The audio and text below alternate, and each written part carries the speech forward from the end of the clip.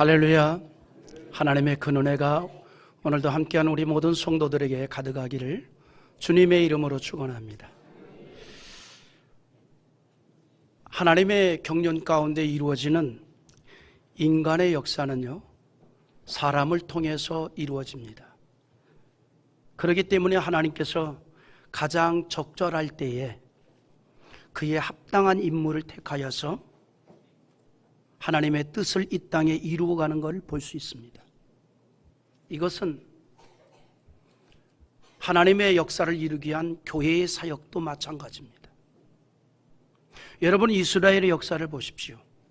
하나님께서 적절히 필요하니 사울을 택하여서 이스라엘을 세우고 또 다윗을 택하여서 번영을 이루게 합니다. 복음 사역에도 이 일은 그대로 이루어집니다. 바울의 사역을 보십시오. 때를 따라 바울과 함께하는 동역자들을 주께서 다 준비해 놓으셨어요. 바울이 복음을 전하러 가는 곳까지도 정하시고, 그리고 그곳에서 복음을 전할 때에 그를 도와서 함께 하나님의 뜻을 이루어 복음을 전하는 일에 동역할 자들도 준비해 놓으셨습니다. 하나님의 방법이 바로 그와 같다는 거예요. 그래서 사도 바울의 사역에 보면 귀한 일꾼들이 많이 등장을 합니다. 우리 인생이요, 나면서부터 죽는 그날까지 끊임없는 만남이잖아요. 그래서 그 만남 속에서 무언가를 이루어 가잖아요. 좋은 일도 이루어지고 안 좋은 일도 이루어지고 슬픈 일도 이루어지고 기쁜 일도 이루어지고 답답한 일도 이루어지고 원통한 일도 이루어지고, 그래서 분쟁도 하고 또 즐거움도 있고, 그게 사람 사는 거예요. 그런데 위에 계신 하나님은 그 모든 과정을 통해서 하나님이 원하는 뜻을 향해 나아가게 하고 있다는 거예요. 사도 바울의 사역 속에도 참 많은 사람들을 만났습니다. 그의 사역을 돕는 자들도 있었고 방해하는 자들도 있었고, 그의 마음을 따뜻하게 해주는 자도 있었고 아주 아프게 하는 자들도 있었고, 그런데 바울의 사역에서 잊지 못하고 기억되는 인물들이 몇 있습니다. 그 중에 한 사람이 디모데예요. 이 디모데는요, 어린 시절부터 우리로 말하면 참 잘 자랐어요. 참 잘 자랐다. 내가 보니까요, 잘 자라는 것도 은혜 같아요. 이런 말 있죠. 뭐 부모가 엉망이니 새끼도 엉망이겠지. 아니에요. 부모 올곧게 자라서도 새끼가 이상한 애 나오고요. 나와요. 부모가 정말 참 답답하게 살아도 그 가운데 아주 보석같이 뛰어난 인물이 나오는 수가 있어요. 아주 잘 자란 아이들이 있다고요. 그러니까 함부로 부모를 보고 아이를 평가하면 안 돼요. 여러분, 어머니가 아무리 권사님이어도 교회 안 나오는 아들이 있어요.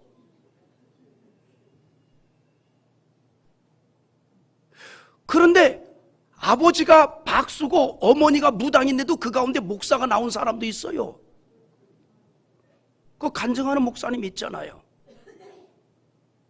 이창수 목사라고. 제가 부목으로 있을 때 우리 교회 청년회 회장이었다고요. 육사 출신이거든요. 어머니 아버지가 무당이에요. 근데 신앙이 얼마나 신실한지 몰라요. 대단히 신실해요. 저는 내가 사역하던 교회를 그만두면 그 교회 사람들하고 일체 통화를 안 하거든요. 부목으로 있을 때.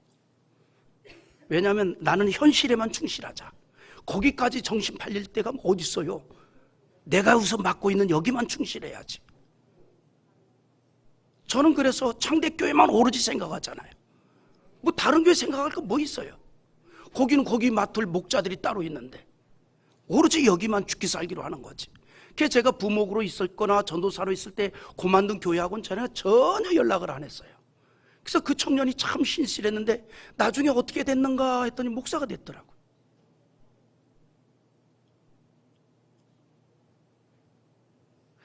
그 잘 자란 사람들이 있거든요.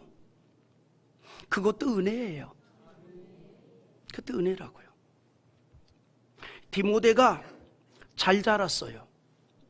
뭐냐면 신앙적 배경이 너무 좋았어요. 무슨 말이냐면 디모데의 신앙 계승이 너무나 잘된 케이스입니다. 디모데의 신앙은 외할머니가 신실했습니다. 그 외할머니의 신앙이 그의 어머니에게 전해졌고 그 어머니의 신앙이 그대로 디모데에게 전수됐어요. 바울 사도가 그것을 디모데후서 1장 5절에서 말하기를 이는 내 속에 거짓이 없는 믿음이 있음을 생각함이라. 이 믿음은 먼저 내 외조모 로이스와 내 어머니 유니게 속에 있더니 내 속에도 있는 줄을 확신하노라. 할렐루야. 성경의 인물이나 역사적 인물 가운데는 이처럼 하나님을 중심하는 좋은 신앙을 물려받은 사람들이 많이 있습니다. 솔로몬 역시 그의 부친 다윗의 좋은 신앙을 그대로 물려받았습니다. 그래서 솔로몬이 고백하기를 선친 다윗이 하나님을 중심하는 신앙을 가졌기 때문에 자신이 있을 수 있었습니다. 이렇게 고백을 합니다. 열왕기상 3장 6절에 솔로몬이 한 말인데 한번 같이 봅니다. 솔로몬이 이르되 주의 종 내 아버지 다윗이 성실과 공의와 정직한 마음으로 주와 함께 주 앞에서 행함으로 주께서 그에게 큰 은혜를 베푸셨고 주께서 또 그를 위하여 이 큰 은혜를 항상 주사 오늘과 같이 그의 자리에 앉을 아들을 그에게 주셨나이다. 할렐루야. 솔로몬은 자신의 부친이 성실과 공의와 정직한 마음으로 하나님과 함께하는 인생이었기 때문에 자신이 지금 이런 위치와 누림을 할 수 있었다라고 고백을 합니다. 이처럼 성경의 인물 중에는 좋은 신앙을 물려받은 인물들이 있습니다. 그 가운데 오늘 우리가 생각하려고 하는 한 사람이 또 있습니다. 바로 느헤미야입니다. 느헤미야는 정말 좋은 신앙을 계승받은 인물입니다. 느헤미야의 어린 시절에 대해서는 성경에 기록하고 있지 않습니다. 다만 그의 부친이 하가라이고 그의 형제들의 이름이 하나니라는 것만을 성경이 말하고 있습니다. 그러나 무엇보다도 그의 이름의 끝자가 여호와의 신앙을 나타내는 야라는 단어가 들어갔습니다. 느헤미야의 야라고 하는 것은 여호와의 신앙을 말하고 있습니다. 미루어 보건대 그의 가족이 유다의 전통신앙에 충실했다는 것을 우리가 미루어 짐작할 수가 있습니다. 아마도 느헤미야의 조부가 예루살렘이 바벨론에 의해서 점령이 되었을 때 많은 사람들이 포로로 끌려왔잖아요.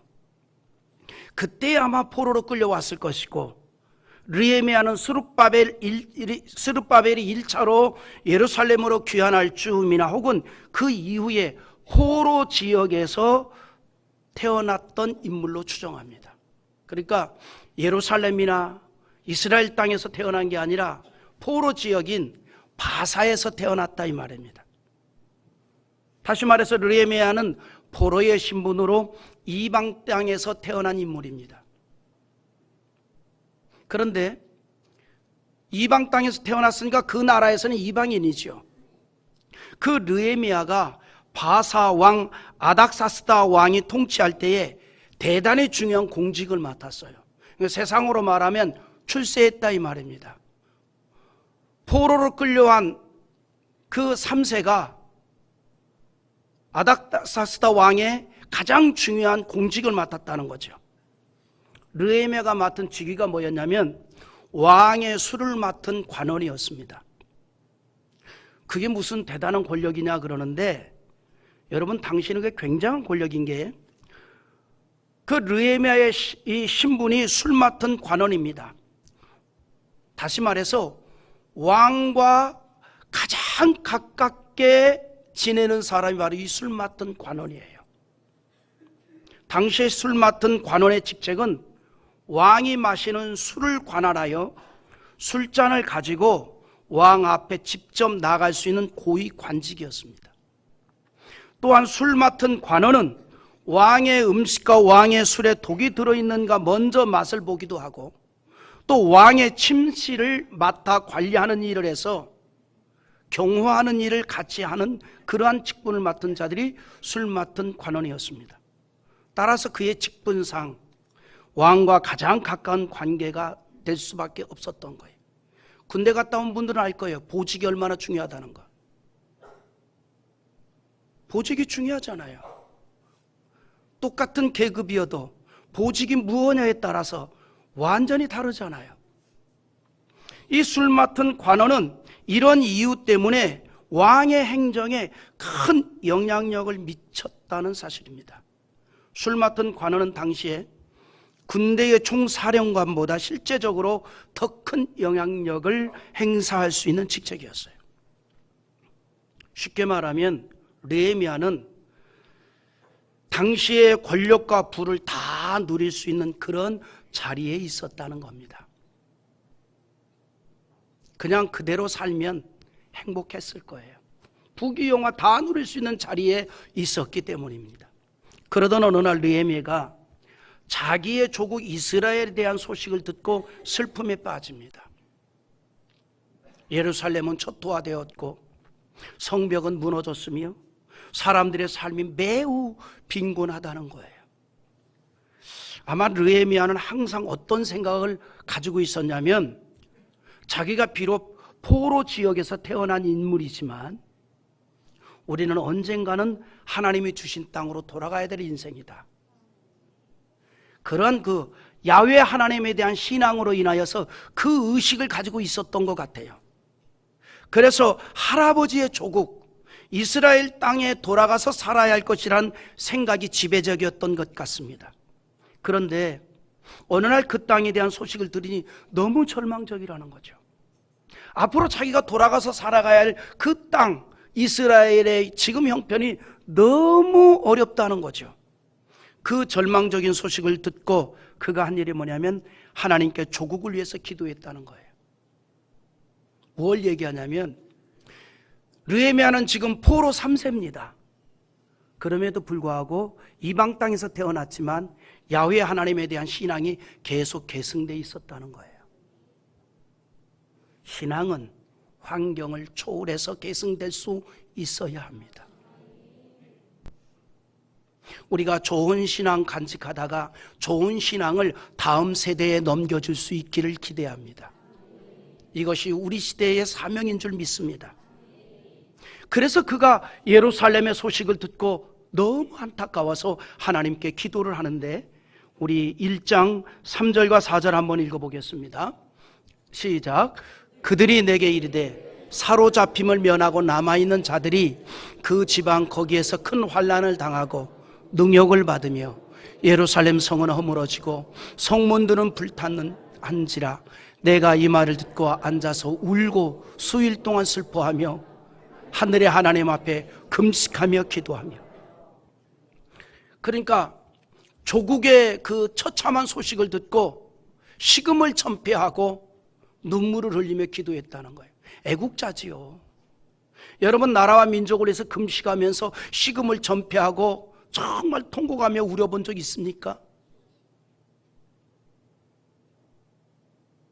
나도 안 해봤어. 교회를 위해서는 금식해 볼 수 있지요. 목사니까. 성도를 위해서도 금식하고 기도할 수 있지요. 느헤미야가 지금 부귀영화를 누리고 있습니다. 그냥 그대로 살면 되는 거예요. 그런데 그의 마음은 항상 예루살렘을 향하고 있었다는 겁니다. 그런데 그 예루살렘의 소식이 너무 절망적이란 말이죠. 너무너무 안타까워서 그가 금식하며 조국을 위해서 기도하는 거예요. 그런데 이렇게 느헤미야가 왕의 최측근으로서 왕의 침실을 관리하고 경호도 하고 그 왕의 술을 관리해서 왕이 직접 갖다 드리는 그런 일을 하고 있는 느헤미야이기 때문에 사람이 이제 매일 보던 얼굴은 표정만 봐도 느낌이 있잖아요. 느낌이란 게. 그러니까 이 아닥사스다 왕이 느헤미야의 표정을 보니 너무 어둡단 말이죠. 슬퍼한단 말이죠. 그래서 이유를 물었겠죠. 나의 조국 이스라엘 예루살렘 성전이 있는 그곳이 황폐되었다 합니다. 거기 남은 백성들은 대단한 빈곤으로 어려움이 있다 합니다. 성전은 다 회파되었다 합니다. 누군가 그 성읍을 재건하고 성전을 수리해서 다시 세워야 할 텐데 이거를 위해서 제가 기도하고 있습니다. 그랬더니 기적이 일어났습니다. 아닥사스다 왕이 느헤미야를 유다의 총독으로 임명해 준 거예요. 그리고 성전 재건에 필요한 모든 물자를 다 공급해 주고 이걸 가지고 가서 유다를 다스리면서 예루살렘 성을 재건하고 성전도 복원시켜라. 하나님이 그 왕의 마음을 움직였죠. 그런데 한편으로 보면 그 정도로 느헤미야는 신실했다는 거예요. 아닥사스다 왕이 정말 100% 신뢰할 정도로 믿을 정도로 신실했다는 겁니다. 그러니까 그의 말을 듣고 그의 중심을 아시고 너가 그렇게 원한다면 내가 너를 유다의 총독으로 임명해 줄게. 그 유다의 총독으로 임명을 하고 너가 그 유다를 잘 다스리면서 그 성전을 재건해라. 필요한 물자도 여기서 다 가지고 가거라. 하나님의 역사가 이런 거예요. 근데 우리가 이런 하나님의 역사를 기대한다면 그것만 보지 말고 왕이 그를 신뢰할 만큼의 신뢰성 있는 인생을 살았다는 겁니다. 신뢰할 만한 삶을 살았다는 거예요. 우리 하나님의 사람들이 직장생활을 하든 무엇을 하든 신뢰를 줄 수 있어야 합니다. 그것이 하나님의 영광이 될 수 있어요. 모든 일에 최선을 다해야 됩니다. 요즘 우리 사회가 정말 너무 이상해져 가는데 오로지 그놈의 웨라벨이 뭔지 그거를 향해서만 달려가는 것 같지만 좋아요. 웨라벨 좋습니다. 누리는 거 좋습니다. 그러나 자기가 맡은 일에 있어서는 정말 최선을 다해야 합니다. 이것이 성경대로 살아가는 사람들의 모습이에요. 나를 관리하는 자에게 신뢰를 줘야지요. 최선을 다해야죠. 어쨌건 그래서 그가 유다의 총독으로 12년을 통치합니다. 그리고 12년을 머물면서 무너진 예루살렘 성읍을 재건하고 성전을 바로 세웠어요. 그리고 이제 다 모든 게 끝나고 아닥사스다 왕에게 자기가 한 모든 일들 또 유다에서 총독으로 있었던 과정의 모든 것을 보고하기 위해서 다시 이제 귀환을 하죠. 왕에 있는 궁궐로 돌아갑니다. 그 바사로 돌아가서 거기서 1년 동안 머물고 있다가 다시 바사에서 머물다가 왕의 허락을 받아서 예루살렘으로 돌아와서 보니 느헤미야가 너무너무 실망을 해버린 거예요. 너무너무 실망을 했어요. 유대인들의 신앙은 느헤미야가 기대했던 것에서 너무 멀어져 있었던 겁니다. 그렇게 힘써서 애써서 이방 왕이 지원을 해가지고 이 예루살렘 성읍을 재건하고 성전을 완전히 수리해 놨더니 그 성전을 중심으로 하나님을 섬기고 신앙생활 잘하고 있을 줄 알았더니 그 1년 사이에 돌아와서 보니까 유대인들이 하나님의 은혜를 잃어버리고 성전을 완전히 더럽혀버리고 계명으로 말씀한 안식일은 전혀 지키지도 않고 하나님의 백성다운 모습은 조금도 찾아볼 수 없는 상태가 되어버린 거예요. 여러분 잘 기억하십시오. 만들기는 어려워도 망가지는 건 쉽습니다.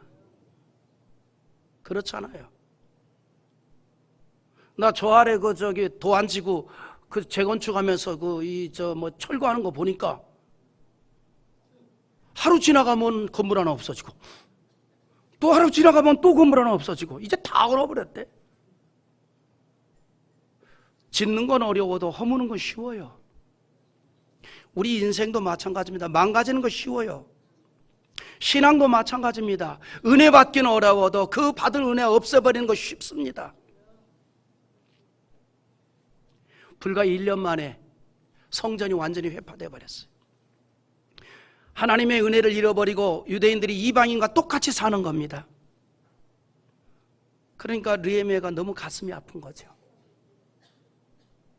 자기가 했던 일이 있잖아요.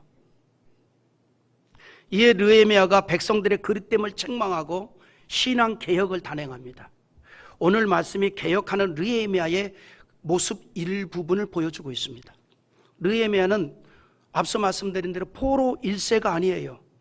포로 지역에서 태어났습니다. 또한 그곳에서 세상적으로 성공했습니다. 그러나 그의 마음은 항상 예루살렘에 있었다는 거죠. 이것은 하나님을 향한 그의 신앙이 대단히 깊었다는 걸 말해주고 있는 겁니다. 그는 자신이 누릴 수 있는 세상적인 모든 것을 다 포기하고 오직 하나님의 성읍을 재건하기 위해서 예루살렘으로 와서 그 일을 잘 마무리하였고 유대인들이 하나님을 온전히 섬기는 신앙이 될 것을 기대했던 것입니다. 하지만 그가 떠난 그 짧은 사이에 유대인들은 여전히 하나님을 진심으로 섬기는 것이 아니라 세상 사람들처럼 섬겼어요. 세상 사람들처럼 되고 말았습니다. 유대인들이 하나님을 중심하는 신앙에서 벗어났던 거예요. 그들은 하나님에 대한 신앙이 없으니 당연히 성전을 귀하게 여기지도 않았습니다. 그래서 느헤미야가 가장 먼저 나서서 한 일이 뭐냐? 성전을 정화하고 하나님을 향한 바른 신앙을 세워나갔습니다. 느헤미야가 선지자도 아니에요. 그런데 하나님은 그런 자를 통해서 하나님의 역사를 지금 이루어가고 있는 겁니다. 하나님을 뜨겁게 진실히 사랑하는 자를 통해서 하나님의 역사가 이 시대에도 이루어지는 겁니다. 이런 느헤미야의 행동은 신앙으로 산다는 것이 어떤 건가를 우리에게 말해주고 있는 겁니다. 신앙으로 산다는 게 어떤 것일까? 무엇이 신앙으로 사는 것일까? 느헤미야가 예루살렘을 떠난 사이에 제사장 엘리야십이라고 있습니다. 참 같은 제사장 입장에서 쪽팔려 죽겠습니다. 이 엘리야십이 성전 기물 및 곡물을 보관하는 방에 있는 것을 다 치워버리고 그 방을 수리해가지고 이방인 도비야를 불러서 들어와 살게 만들었습니다. 성전 제사에 필요하여 보관하는 것을 전혀 다른 용도로 사용했던 것인데 이것이 왜 문제가 되느냐? 도비야가 어떤 사람인가를 생각해야 되는데 먼저 우리 한번 읽어볼 구절이 있습니다. 5절 한번 읽어보겠습니다. 도비야를 위하여 한 큰 방을 만들었으니 그 방은 원래 소재물과 유향과 그릇과 또 네이 사람들과 노래하는 자들과 문지기들에게 11조로 주는 곡물과 새 포도주와 기름과 또 제사장들에게 주는 거제물을 두는 곳이라. 그러니까 도비야를 위해서 방을 드린 그 방의 용도가 뭐냐면 성도들이 성전에 드린 예물, 주로 11조 예물로 들어온 그 곡물과 이런 거를 보관하는 공간이에요. 성전 제사에 필요한 것을 넣어두는 곳에 도비야를 위해서 큰 방을 만들어 살도록 합니다.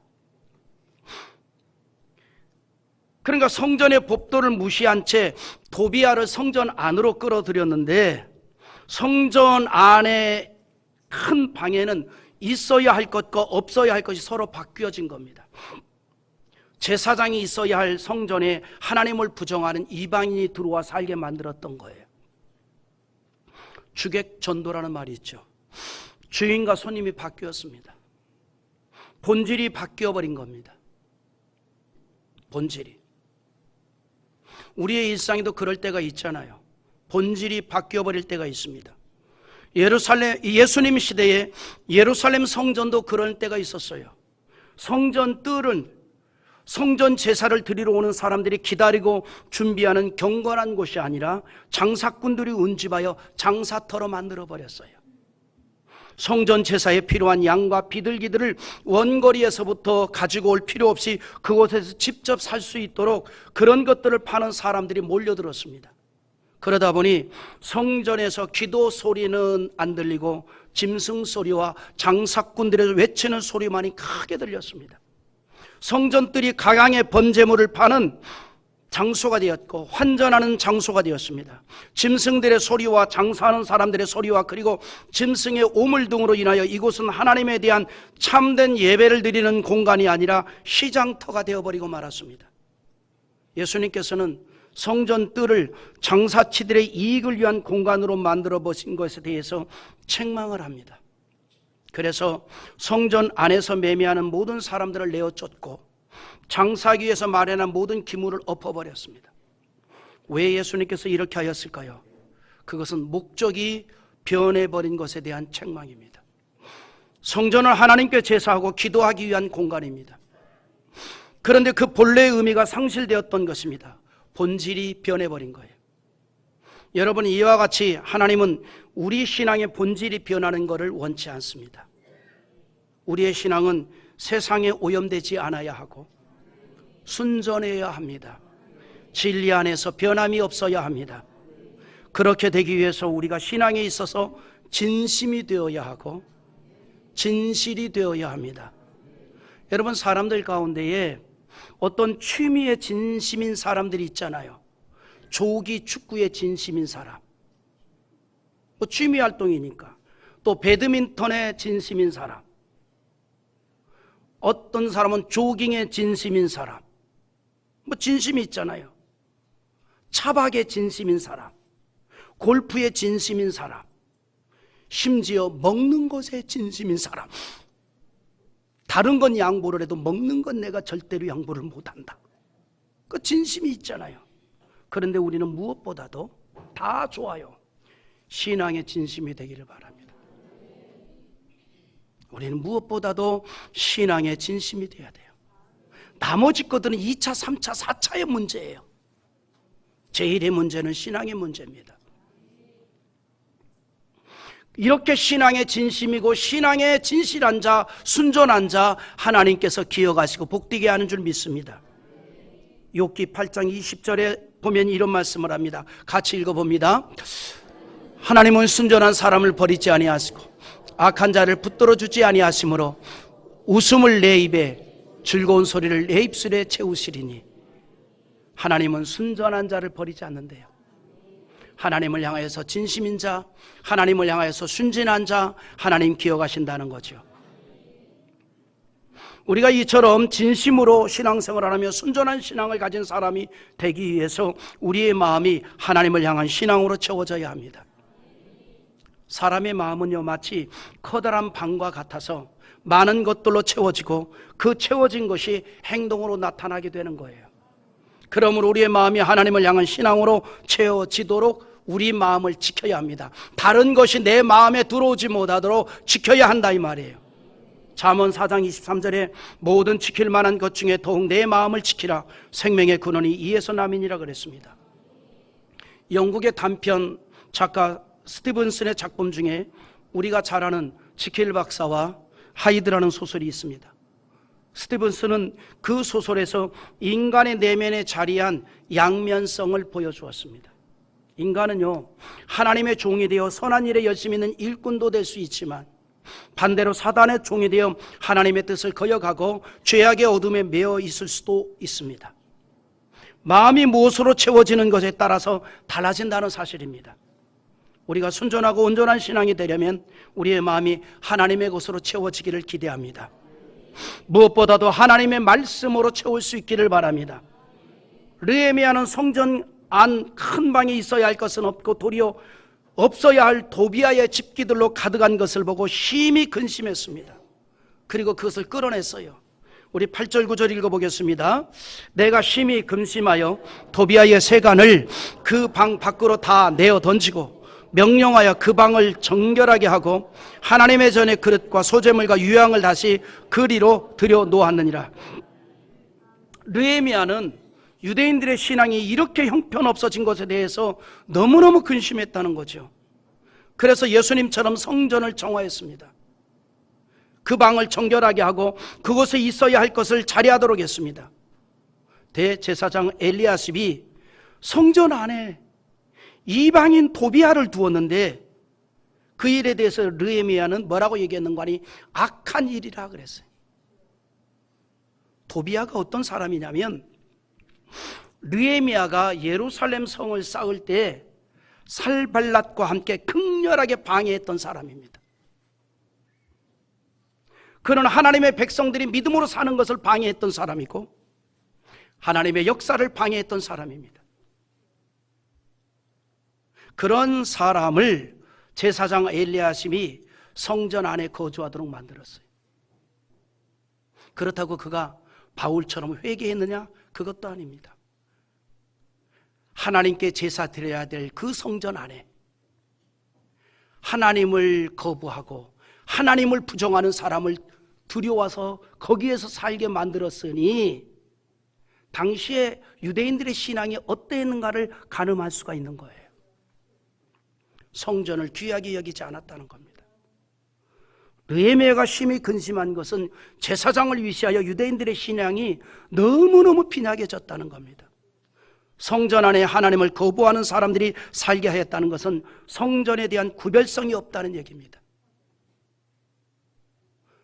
설교가 조금 길어졌습니다만 간혹 대형교회에서 성가대가 우람한 찬양을 하기 위해서 오케스트라 연주자, 내지는 성악가들 가운데에 좀 이렇게 목소리를 이끌어갈 분들을 이렇게 페이를 주고 시간당 얼마씩 페이를 주고 모셔다가 찬양하게 하는 수가 있습니다. 그 가운데는 성악을 전공을 했지만 예수를 안 믿은 사람도 있습니다. 교회는 나가지 언제? 자기가 그 파티에 그거 하려고 나가는 교회예요. 여러분 보세요. 어떤 사람이 성악을 전공해서 기가 막히게 찬양을 쫙 했어요. 그게 찬양입니까? 그가 예수를 안 믿었다면 그건 찬양이 아니에요. 그러나 어떤 사람이 음악성이 너무 없어요. 그러나 예수를 너무 잘 믿어요. 그가 찬송을 불렀습니다. 듣기는 거부갈지라도 찬송을 불렀어요. 그게 찬양이에요. 그게 찬양이에요. 하나님을 섬겨야 될 성전 안에 하나님을 부정하고 하나님의 성전을 세우는 데 극렬히 반대했던 아비야를 데려다가 거기서 거주하게 만들었던 거예요. 느헤미야가 근심하고 염려했던 것은 이 정도로 지금 유대인들의 신앙이 하나님에 대해서 가벼이 여기고 있다는 겁니다. 물론 제사장 엘리야십이 이렇게 한 현실적 이유가 있습니다. 성전 안에는 여러 가지 목적으로 세운 방들이 많이 있어요. 제사장들이 거주하는 방도 있고 또 이제 레위 지파들이 거주하는 그 제사에 관련된 사람들이 거주하는 방도 있고 기물들을 보관하는 방도 있고 또 드린 예물들을 보관하는 방도 있었는데 특히 11조 예물과 헌물을 넣어두는 방들이 많이 있었는데 어느 날부턴가 그 방이 텅텅 비기 시작하는 거예요. 왜냐하면 유대인들이 하나님에 대해서 관심이 없으니까 하나님에 대해서 성전 제사 드리러 오지도 않고 11조도 드리지 않고 예물도 드리지 않으니까 그 방들이 다 비는 거예요. 그 방들이 다 비게 되니 하나님을 찬양하는 사람들과 제사장들과 레위인들의 생활이 이루어지지도 않는 거죠. 그러니까 그 사람들 다 성전을 떠나게 돼버린 거예요. 그러니까 성전이 텅텅 비기 시작하는 거예요. 다 비는 거예요. 그러니까 성전이 점점 황폐화되는 거죠. 그러니까 인척관계에 있는 아비야를 대제사장이 그를 위해서 그러면 우리 성전에 빈 방 많으니까 다 털어버리고 크게 지어서 여기서 살아라 그렇게 만들어버린 겁니다. 이런 일들이 느헤미야의 마음을 아프게 했어요. 그래서 다시 성전을 수리하는 일과 성전의 제도를 바로잡는 데 전념하게 됩니다.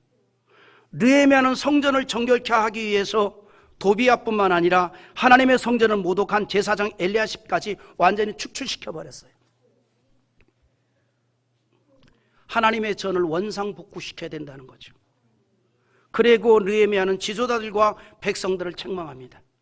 하나님을 향한 신앙의 회복을 위해 11조를 예물을 꼭 드려서 하나님의 곳간에 비지 않도록 하고, 그리하여 하나님의 율법을 지키라고 합니다. 느헤미야는 지도자들을 꾸짖어 하나님의 전이 어찌하여 이렇게 황폐되었느냐라고 합니다. 책망을 하면서 레위 사람들을 불러들여서 성전에 합당한 일을 하도록 또 세워줍니다. 이런 일련의 과정을 통해서 유대인들의 신앙이 살아나기 시작합니다.